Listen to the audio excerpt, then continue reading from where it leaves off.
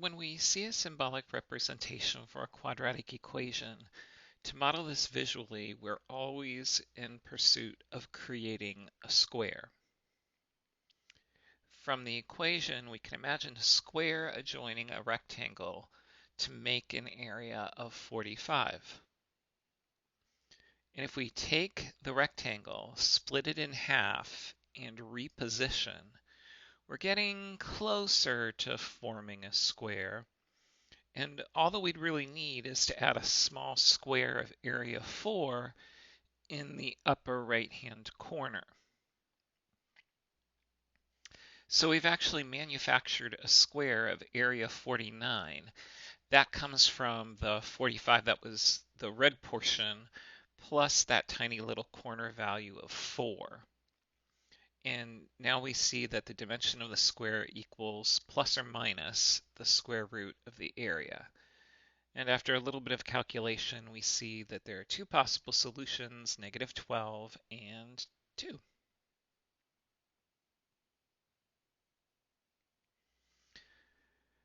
Now we can interpret this equation as two dimensions of a rectangle that results in an area product of 130. To help move toward a square formation, we'll need to make sure that the coefficient of x is identical in both dimensions. So we can increase the dimensions by scalar factors, and that would subsequently also affect the area.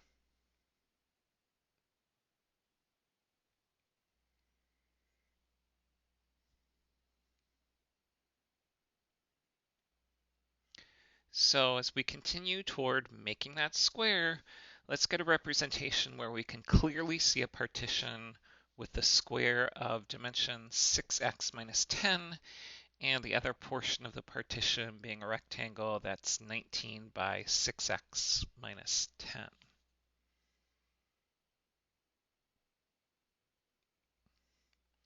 Splitting that rectangle on the right into two identical rectangles and repositioning, this is really shaping up to be close to a square.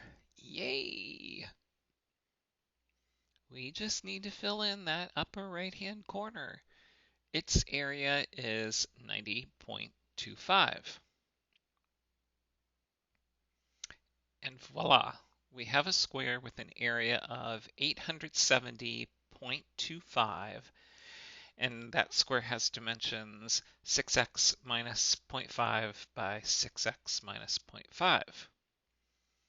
So again, that side measure should equal plus or minus the square root of the area.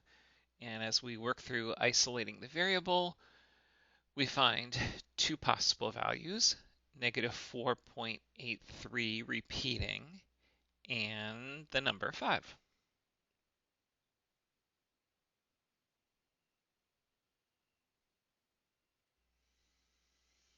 Here we have yet another product, but this one has a slight twist because we've got this variable that's on the right-hand side of the equation.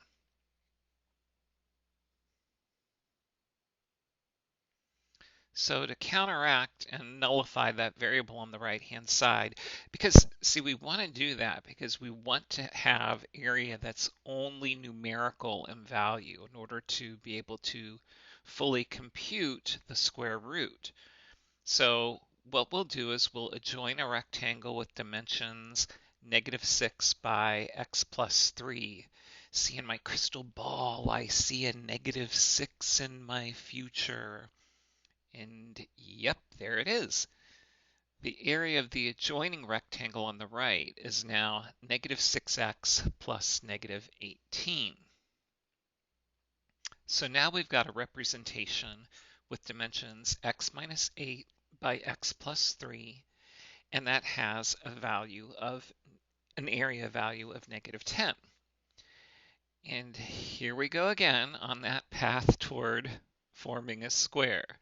So we're going to partition the rectangle with a fundamental foundational square on the left being x plus 3 by x plus 3, and the right-hand rectangle would be -11 by x plus 3. Now, any idea what comes next? You knew it. Split that right-hand rectangle in half and reposition to show the, quote, nearly there square. Finish off the square by adding in that tiny right-hand corner. This time it's going to be worth 30.25.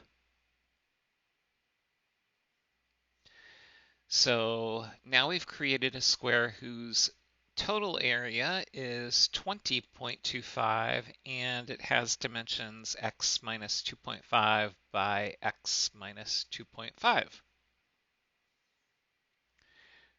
Finish off the solution by working with the side of the square equaling plus or minus the square root of the area.